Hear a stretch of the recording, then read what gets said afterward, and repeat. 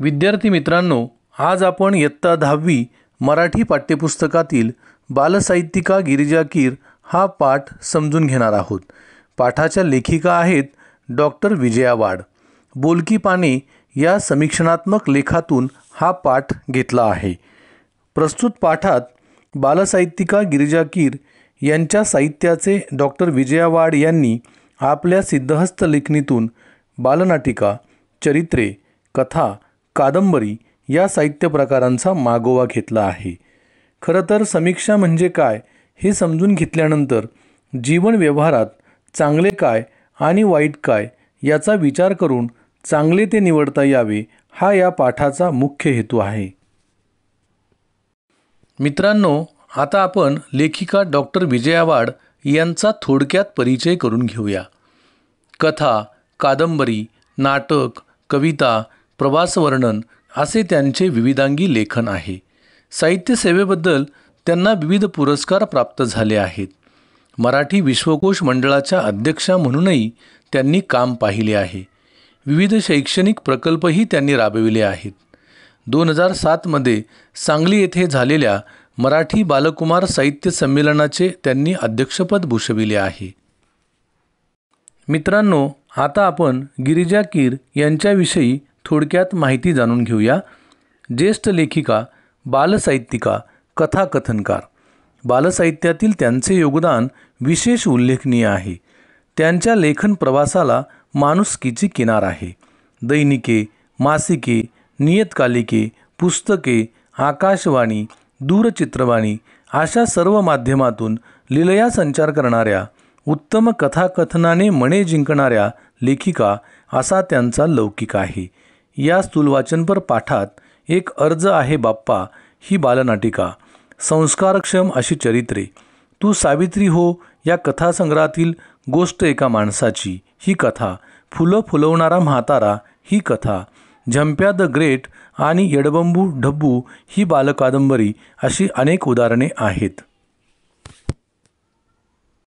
बालसाहित्यिका गिरिजा कीर हा पाठ समजून घेण्यापूर्वी रसास्वाद आणि समीक्षा म्हणजे काय ते जाणून घेऊया।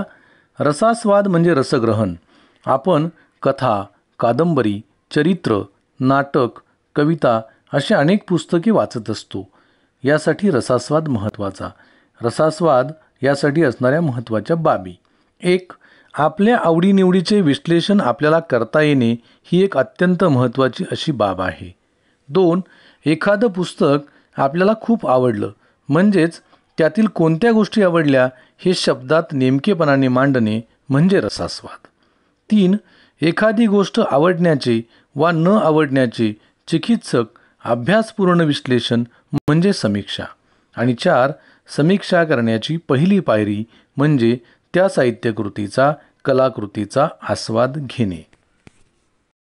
कोणत्याही कलाकृतीचा आस्वाद घेताना पुढील मुद्दे लक्षात घेणे आवश्यक असते। 1. पुस्तकाचा वाङ्मय प्रकार कोणता? वाङ्मय म्हणजे साहित्य प्रकार। कथा, कादंबरी, नाटक, कविता, ललितलेख यापैकी कोणता प्रकार? 2.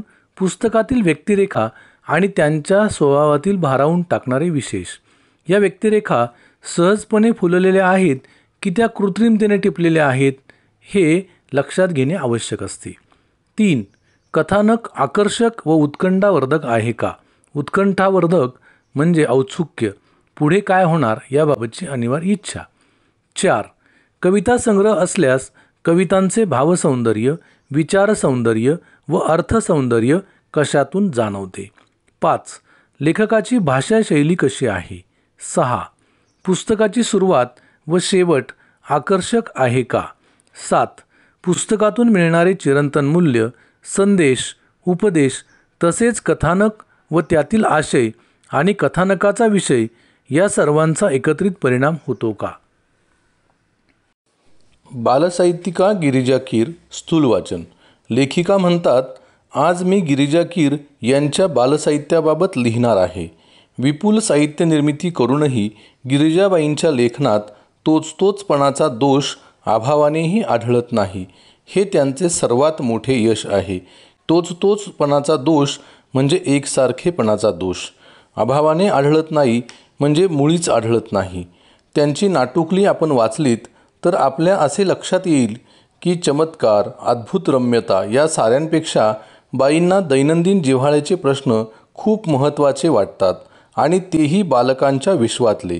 त्यांच्या काही बालनाटिकांकडे मी आपले लक्ष वेधू इच्छिते. बालसाहित्यात प्रामुख्याने जादू, चमत्कार यावर भर असतो. गिरिजाबाईंनी मात्र बालकुमारांच्या भावविश्वातील प्रसंगावर आधारलेले साहित्य निर्माण केले. बालनाटिका इटुकली पिटुकली नाटुकली या संचात आमच्या आपल्या गप्पा टप्पा, चला खेळू नाटक नाटक, साळुंकीची कहाणी, हे गेले गेले या बालनाटिका 9 ते 12 वयोगटासाठी आहेत. तर नीला राणीचा दरबार आणि मी कोण होणार या नाटिका बालवर्गासाठी आहेत. मला बालवर्गासाठी असलेल्या बालनाटिकांचे विशेष महत्त्व वाटते, कारण हा प्रांत पूर्णतया दुर्लक्षित असा आहे. पुण्याच्या रजनी परांजपे या वयोगटासाठी साधी सोपी जोडाक्षर विरहित पुस्तके प्रकल्प म्हणून तयार करून घेतात. त्यांच्या या स्तुत्य प्रयत्नाला गिरिजाबाईंची ही बालनाटके साथच देतात. लेखिका विजया वाड यांना आवडलेली बालनाटिका. लेखिका म्हणतात, मला विशेष आवडलेल्या एका बालनाटिकेचा उल्लेख करते. नाव आहे एक अर्ज आहे बाप्पा. सुजाता आणि सदानंद यांच्या घरात घडणारी ही गोष्ट. घरातली मोठी माणसं बाहेर गेली आहेत आणि अशावेळी छोटी मुलं महत्त्वाचा विचारविनिमय करत आहेत. मुलांसाठी कोणता प्रश्न इतका निकडीचा असतो? तर आई, बाबा, शेजारी या मोठ्यांचं बॉसिंग त्यांना सहन होत नाही, पण सांगणार कोणाला? मग सर्वांना वाटतं की आपल्या तक्रारीचा पाढाच वाचू अर्जात. तक्रारीचा पाढा वाचणे म्हणजे एकाच वेळी एकामागोमाग एक अशा अनेक गोष्टी म्हणजे चुका, तक्रारी, अपराध, गुन्हे मनात असेल ते जोरदारपणे मांडणे. आणि हा अर्ज चक्क बाप्पापुढे ठेवूया, देव नक्की प्रसन्न होईल. आणि मग सुरू होते एक सामुदायिक अर्जलेखन. इथे लेखिकेने छान तक्रारी मांडल्यात. आईची शिपॉनची साडी नेसायला मिळालीच पाहिजे. बर्फ का गोला खाण्याची आजादी मिळाली पाहिजे. भेळ खायला मिळायलाच हवी. शिपॉनची साडी म्हणजे साडीचा एक प्रकार. अत्यंत तलम, नाजूक धाग्यांनी विणलेली व वजनाला अत्यंत हलकी अशी साडी. बर्फ का गोला म्हणजे बर्फाचा विविध रंगाचा गोळा. इथे शिपॉनची साडी, बर्फाचा गोळा, भेळ या गोष्टी मिळायला हव्यात अशी तक्रार बाप्पाला अर्जात मुलांनी केली आहे. मधू, भाऊ, विनया ही मित्रमंडळीच कशी बाप्पांची रूपे घेऊन येतात, एकमेकांशी कशी भांडू लागतात, त्या प्रसंगात गंमत आली आहे. या नाटिकेला मुलांच्या मनाच्या खिडक्या उघडण्याचे कौशल्य लाभले आहे. मनाच्या खिडक्या उघडणे म्हणजे मनातील गोष्टी बाहेर येणे, नवीन दृष्टी मिळणे. छोटे मोठे सारेच या नाटिकेच्या प्रयोगात रंगून जातील. नाटकाला जे दृश्य परिणाम असायला हवे ते गिरिजाबाईंच्या नाटकात प्रभावीपणे दिसतात. मोजक्या पात्रातून जिवंत दृश्य साकार करणे आणि बालप्रेक्षकांची मने जिंकणे ही अवघड बाब आहे, पण बाई ती लीलया पेलतात. लीलया म्हणजे सहज पेलतात. आता आपण गिरिजाबाईंच्या बालांसाठी म्हणजे लहान मुलांसाठी असलेल्या अन्य साहित्यकृतीकडे वळूया. गिरिजा कीर यांची संस्कारक्षम पुस्तके. लहान मुलांच्या मनावर उत्तम संस्कार घडावेत म्हणून बाईंनी पुण्यश्लोक अहिल्याबाई होळकर, पुण्यश्लोक म्हणजे सुप्रसिद्ध कीर्तिमान, तपस्विनी अनुताई वाघ, शिक्षणव्रती ताराबाई मोडक, संत गाडगेबाबा, महात्मा ज्योतिबा फुले अशी सुंदर सुंदर चरित्रे लिहिली आहेत. त्यांच्यातली सामाजिक बांधिलकीची भावना म्हणजे समाजाविषयीची कळकळ जणू मुलांच्या हृदयाला साद घालते, म्हणजे भावनेला आवाहन करते, भावना जाग्या करते. त्या म्हणतात, थोरांनी केलेलं कार्य पुढे नेणं हेच त्यांचं खरं स्मारक. आता या चरित्रांबद्दल थोडं जाणून घेऊया. प्रत्येक चरित्रात त्यांनी एक एक महत्त्वाचा विचार मांडला आहे.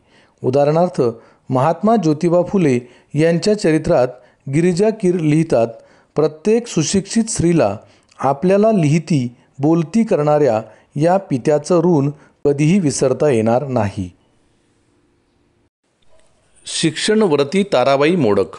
ताराबाई मोडक या शिक्षणव्रती स्त्रीबद्दल लिहिताना त्या म्हणतात, माणसं ओळखून त्यांचा योग्य कामाला उपयोग करणं ही ताराबाईंची खासियत आहे. खासियत म्हणजे वैशिष्ट्य. खरं आहे, मोठी माणसेच हिऱ्याची पारख करू शकतात.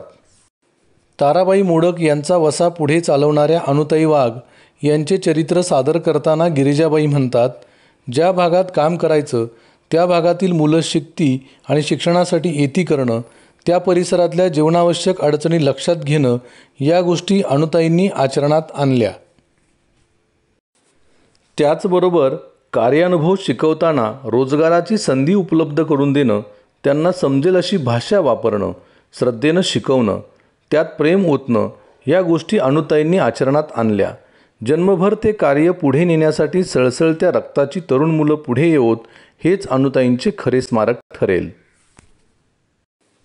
संत गाडगेबाबा यांच्या चरित्रातील हा संदेश बघा.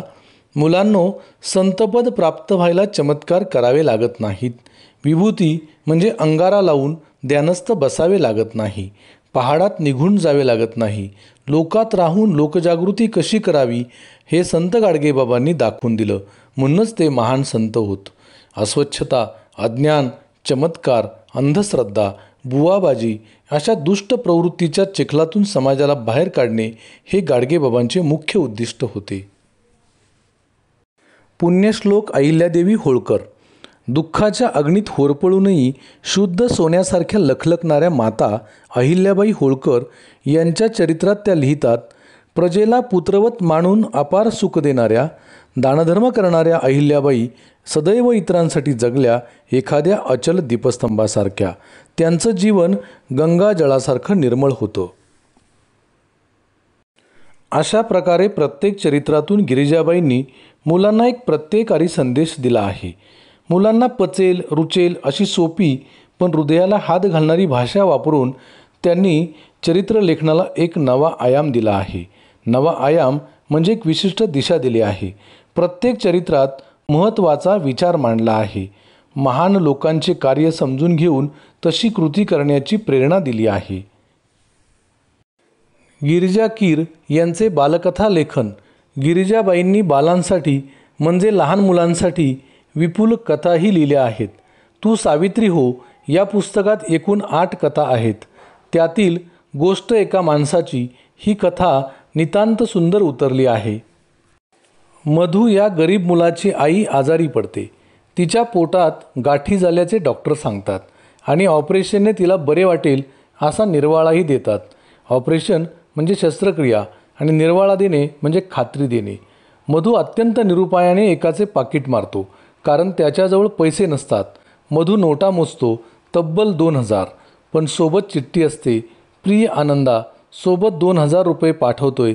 आईचं औषध पाणी नीट कर. मी येत नाही. तेवढेच पैसे वाचतील, आईच्या उपयोगी पडतील. खाली पत्ता. या पत्राने मधूचे डोळे उघडतात. तो पत्ता शोधत त्या माणसाकडे जातो. त्या माणसाने आपल्या आईच्या आजारपणासाठी ते पैसे ठेवलेले असतात. मधू आपल्या वाईट कृत्याची कबुली देतो, पण तो मनुष्य ते पैसे मधूला परत करतो. आजच आई गेल्याची तार आली. आता मी या पैशाचं काय करू? तुला हे पैसे कामी येतील. तुझी आई बरी झाली तर माझीच आई बरी झाली असा आनंद मिळेल मला. मोठ्या मनाचे हे दर्शन विस्मयचकित करणारे आहे. मधूचे हे कृत्य संवेदनशील मनाचे उत्तम उदाहरण आहे. एका मोठ्या माणसाचे दर्शन वाचणाऱ्याला खिळवून ठेवते. संवेदनशील वृत्ती जागृत असल्यानेच मधूने पाकिट व पैसे परत करण्याचा निर्णय घेतला.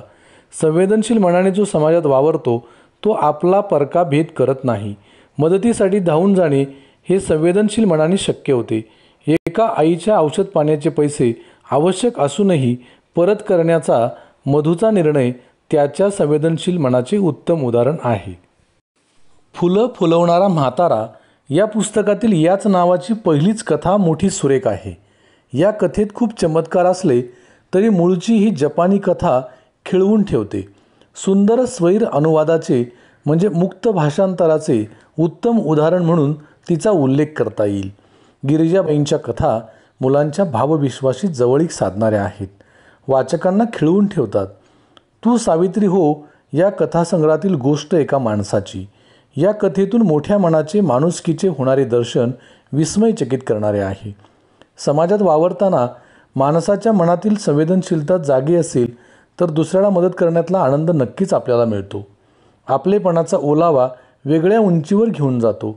कथालेखिका गिरिजा कीर यांनी काही कथांचे सुंदर स्वैर अनुवाद केले आहेत. संस्कारक्षम व माणुसकीची किनार असलेले असे कथाविश्व गिरिजा कीर यांचे आहे. गिरिजा कीर यांचे बालकादंबरी लेखन. बालकादंबरी हे कथेच्या पुढचे पाऊल. गिरिजाबाईंचा झंप्या द ग्रेट खरोखरच ग्रेट आहे. महाचळवळ्या वळवळ्या बघावं तेव्हा नसत्या उद्योगात घडलेला झंप्या बघता बघता बालवाचकांचा लाडका होऊन जातो. आग लागली असे वाटून आगीचा बंब बोलावण्याचे प्रकरण त्या कथेत रंगले आहे. येडबंबू ढब्बू ही मनोरंजक बालकादंबरी. येडबंबू ढब्बू ही बालकादंबरी मनोरंजक आहे. प्रत्येक लहान मूल आईचं आपण आवडतं व्हावं या प्रयत्नात असतं.